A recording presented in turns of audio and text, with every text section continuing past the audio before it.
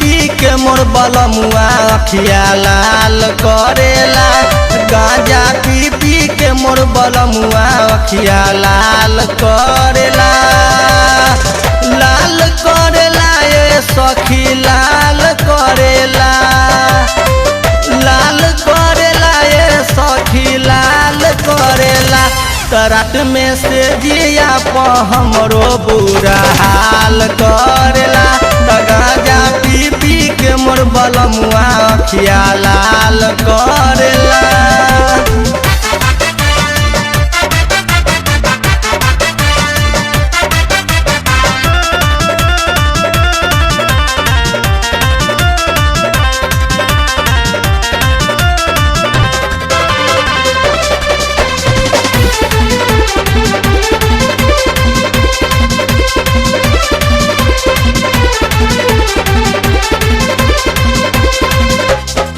का बताई पियावा सखी मिलल पाती।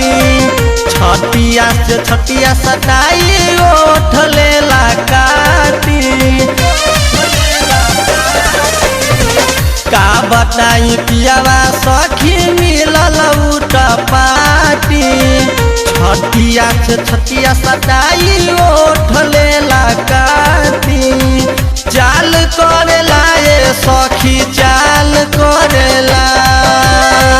चाल करेला ये सखी चाल करेला। तो रोजो हमारा के हो बेहाल करेला। गांजा पी के मोर बलमुआ अखिया लाल करेला।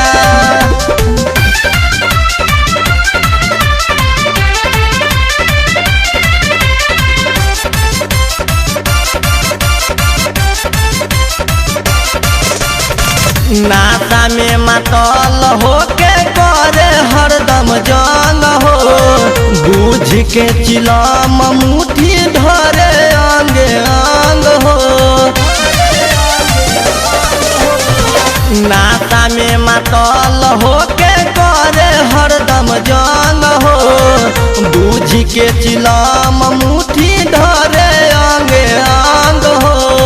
बवाल करेला ये सखी बवाल करेला। बवाल करेला ये सखी बवाल करेला। तो रोजो ये कहीं जगहिया पखाल करेला। गांजा पी के मोर बलमुआ अखिया लाल करेला।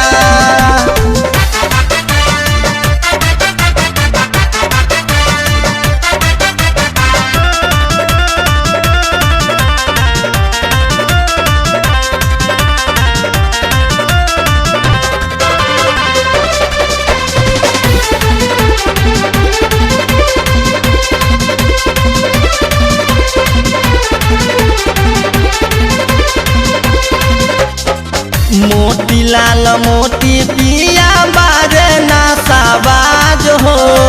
बेबारा सुबोध कहे करावेलू मसाज हो।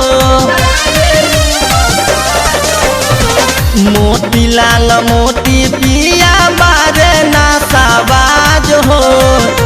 अपू देवरवा कहे करावेलू मसाज हो। ताल धरेला ये करन ताल धरेला। ताल धरेला ये करन ताल धरेला। तो दोनों जो बना के बूझी हुरका ताल धरेला। तो गांजा पी के मोर बलमुआ अखिया लाल करेला। लाल करेला ये सखी लाल करेला। लाल करेला ये सखी लाल करेला। रात में से जिया प हमरो बुरा हाल करेला। गांजा पी के मोर बलमुआ अखिया लाल करेला।